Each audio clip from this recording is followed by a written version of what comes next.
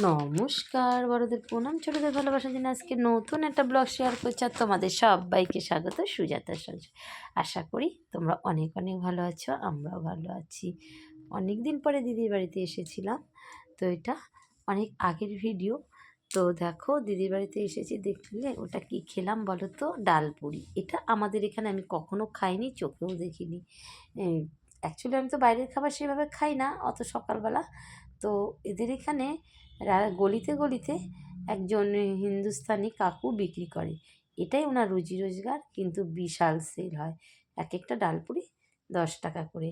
কিন্তু খাবো, আমি খাবার নিয়ে বসেছিলাম অন্য খাবার, কিন্তু দিদির ছেলে কিনলো। কেনার পরে আমার জন্য একটা, আমার মেয়েকে জন্য না, ও তো খাচ্ছিল, ওকে ভাত খাওয়াচ্ছিলাম। তখন 10টা সাড়ে 10টার দিকে এসেছিলো, যেহেতু ওরা শহরে থাকে। তো ওখানে ম্যাক্সিমাম লোকই সকালবেলা টিফিন এই ডালপুরি খায়, কিন্তু কোনো কিছু সবজি দিয়ে না। হ্যাঁ, ডালপুরির মধ্যে শুধু বিট নুন ছড়িয়ে দেয়। যা বিক্রি হয় আমি দাঁড়িয়ে দেখলাম, সবাই ফটাফট কিনে কিনে খেয়ে নিল। সকালের টিফিনটা ওরা ম্যাক্সিমাম ওটাই খায়। তারপরে দেখো খাওয়া দাওয়া করে আমি স্নান করে নিলাম, আর এদিকে মেয়েকেও স্নান টান করিয়ে রেডি করিয়ে দিলাম। ও তো ওর মতন আনন্দ করছে, আর আমি সবে স্নান করে নতুন একটা নাইটি পরলাম। এই নাইটিটা নিয়ে এসেছি, দিদির মেশিন আছে, দিদি সেলাই করে দিয়েছিল। তো নাইটিটা একদমই নতুন। তো দেখো স্নান টান করে তোমাদের সাথে একটু কথা বলছি। সারাদিন তো গল্প করেই চলেছি, আর ভিডিও করার সুযোগ পাইনি। তাই মেয়ে আমার ওই খাটে দাঁড়িয়ে রয়েছে, ওর মতন ও কী বলছে ওই জানে। আর এদিকে আমি তোমাদের সাথে একটু আমার দিদির বাড়ির পরিবেশটা শেয়ার করে দিলাম। কেমন হলো তোমরা কিন্তু কমেন্টে জানিও।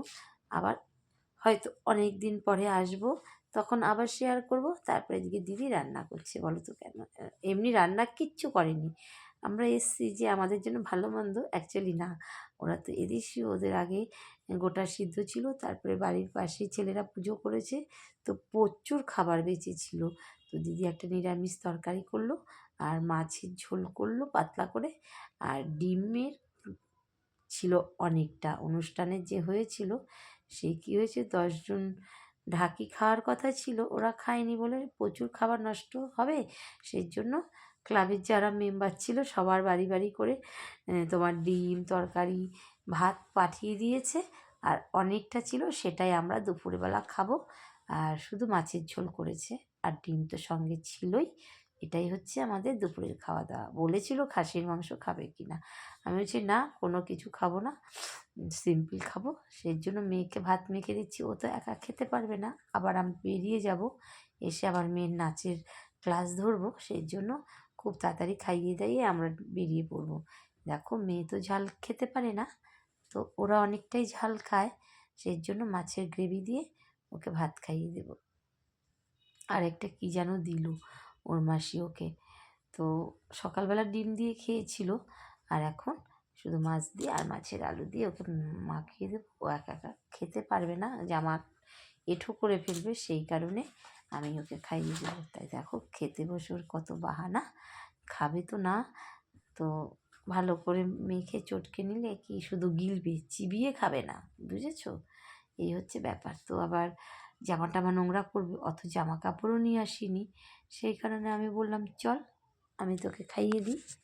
এদিকে ওকে বসিয়ে দিয়েছি, তো ভাতটা মেখেই ওকে খাওয়াবো। ওই দেখো ওর মতন করে ও খেলা করছে। আর ও মাসির বাড়ি আসতে খুব পছন্দ করে, জানো তো। দেখবে বাচ্চারা মাসির বাড়ি পিসির বাড়ি মামার বাড়ি ব্যাপারটাই আলাদা। তো বিশেষ করে মাসির বাড়ি তো ভীষণ পছন্দ করে। আর ওর তো কাকা নেই, তো কাকার বাড়িতে যাওয়ার প্রশ্নও নেই। পিসি আছে, পিসিরা অনেক দূরে থাকে, সেই কারণে যেতে পারে না। তো মাসি কাছে থাকে, সেই জন্য মাসির বাড়িতে আসবে থাকবে, আবদারি আলাদা। তার মধ্যে আরও সাথী হয়েছে বৌদি। বৌদি তোকে খুব ভালোবাসে, সেই জন্য বৌদির টানে টানে আরও আসে। যাই হোক, আর দেখবে বাচ্চারা কিন্তু যেখানে বেশি ভালোবাসা পায় সেখানেই ঘুরে ঘুরে যেতে চায়। তো এইরকমই। আর পিসির বাড়ি তো সেভাবে কেউ নেই, সেই কারণে ও পিসির বাড়ি যেতেই চায় না। কেননা পিসির বাড়িতে শুধু একটা করে ছেলে, ওরা সবাই পড়াশোনার কাজে যার যার মতন করে ব্যস্ত থাকে। তারপরে তোমার তা পিসিরাও বাড়ি থাকে না, সেই কারণে পিসির বাড়িতে যাওয়া হয় না। কোনো অনুষ্ঠান হলে আমরা সবাই মিলে যাই, ওদেরকে তো নিয়ে যেতেই হবে, পিসি বলে কথা বলো। তো তো দেখো ওকে একবার খাইয়ে দিচ্ছি। খাওয়া দাওয়া কমপ্লিট করে তাড়াতাড়ি নিজেও খেয়ে নেব। ওকে আগে খাইয়ে নিই, আমার তো খেতে বেশিক্ষণ লাগবে না সেই কারণে। আর এদিকে দিদি রান্না করে চলেছে আমাদের জন্য বিভিন্ন রকমের আয়োজন করতে চেয়েছিলাম, যে কিচ্ছু খাবো না, ওই তো সকালবেলা ডাল পুরি খেলাম। তো দিদি পাঁচমিশালি তরকারি করলো, চাটনি আছে, আর ডিমের যে আগের দিন বেঁচে যাওয়া তরকারিটা ছিল ওটা আছে, আর জামাইবাবু কাতলা মাছ এনেছে ওইটা আছে, ওই দিয়েই হয়ে যাবে বলেছিল, এটা ওটা রান্না করো। এদিকে তো আমি যথারীতি ঠান্ডা পড়ে গেছে, এবার আমি খাবো, তো মেয়েকে খাওয়ানো রেডি। তো চলো পুরো ভিডিওটা দেখো স্কিপ না করে, আশা করি তোমাদের অনেক অনেক ভালো লাগবে। এই যে আমি রেডি। আমার দিদি হাতে লাঠি নিল কেন?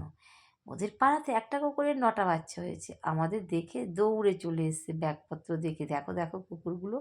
আমি প্রথম থেকে ভিডিও করতে পারিনি ভয়ের জ্বালায়, তারপরে দিদি লাঠি নিয়ে আসলো, দিদির ছেলের বউ আবার মেয়ের হাত ধরলো।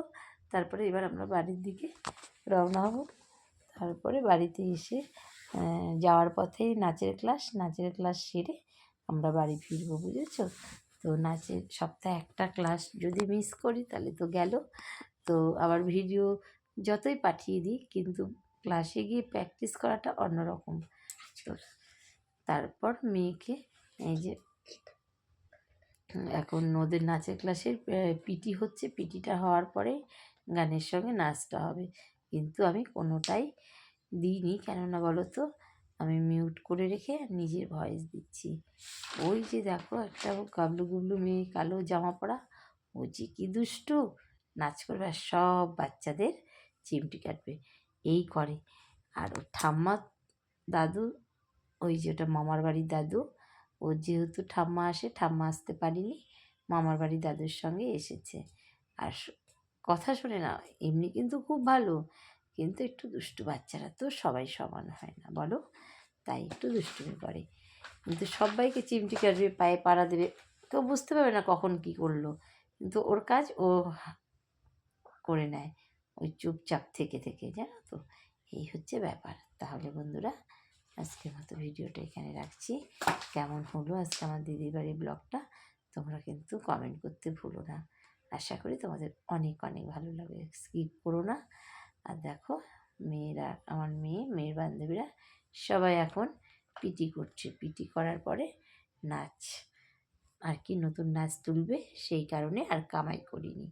আমি তো আগের ট্রেনে চলে এসেছি, তো যেহেতু নাচের স্কুলের পাশ দিয়েই বাড়িতে ফিরবো, তাহলে ক্লাসটা কেন মিস যাবে, ক্লাস করেই একেবারে বাড়ি যাব। তাহলে বন্ধুরা আজকের মতো ভিডিওটা এখানে রাখছি। তোমরা অনেক ভালো থেকো, সুস্থ থেকো, সাবধানে থেকো। আর যদি কোনো অংশ ভালো লেগে থাকে প্লিজ একটা লাইক কমেন্ট করতে ভুলো না। আর তোমাদের ছোটো ছোটো ভালোবাসায় এগিয়ে যেতে চাই।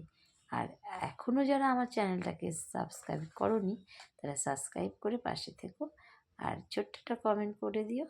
তোমাদের ছোট্ট ছোট্ট ভালোবাসা আর কমেন্টে আমাদের আরও নতুন নতুন ভিডিও করার উৎসাহ বাড়বে। তাহলে দেখো আমার মেয়ে নাচ করছে বান্ধবীদের সঙ্গে নাচের ক্লাসে, আর ওই যে দিদিমণিটা অনেক স্টুডেন্ট, 4-5 জায়গায় স্কুল আছে জানো তো। তো এটা আরেকটা স্কুল, এটা অনেক দিন পুরনো জায়গা, এই ক্লাবে এইখানে শেখান, নিজেও যারা বড় বড় মেয়েরা নাচ শেখাচ্ছে ওরাও কিন্তু ওনার স্টুডেন্ট ছিল জানো তো। ওরাও একসময় অনেক ছোট ছিল, তারপরে ক্রমশ বড় হয়েছে, এখন